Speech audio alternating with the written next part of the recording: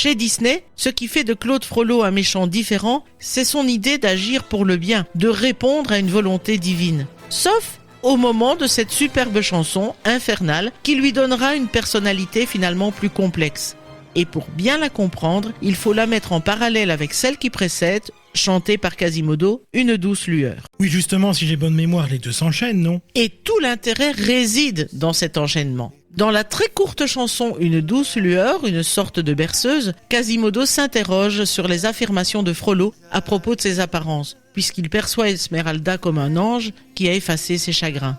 Le moment se termine par le carillon de Notre-Dame faisant entendre le thème principal, un thème qui en devient lumineux. Il sonne comme un espoir pour le sonneur de cloche puisqu'il a vu la lumière du ciel. Mais l'enchaînement conduit à un changement d'atmosphère. Dans une ambiance très sombre, une procession chante un confiteor, c'est une liturgie où le pécheur confie ses péchés à Dieu et à Marie. Face à la cathédrale, dans son palais de justice, Frollo s'adresse aussi à la Vierge, s'interrogeant sur son attirance pour Esmeralda. Cette attirance est une abomination selon lui. Il compare la jeune femme à l'enfer. C'est l'exact contre-pied de la chanson de Quasimodo. D'ailleurs, quand on écoute la chanson, c'est le moment où Frollo semble le plus faible aussi. La scène le montre et les paroles l'expriment.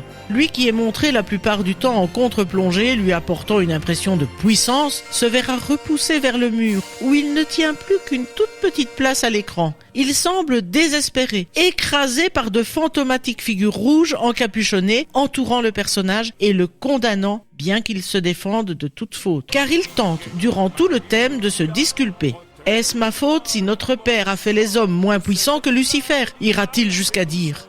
À la fin, alors que résonne le Kyrie eleison, une prière de pardon, le juge demande pitié pour la belle, mais il demande surtout pitié pour lui. À ce moment, il annonce déjà sa folie future, la seule réponse possible à son tiraillement. On ne peut que saluer l'enchaînement magistral des deux chansons et la scénographie superbe de l'animation.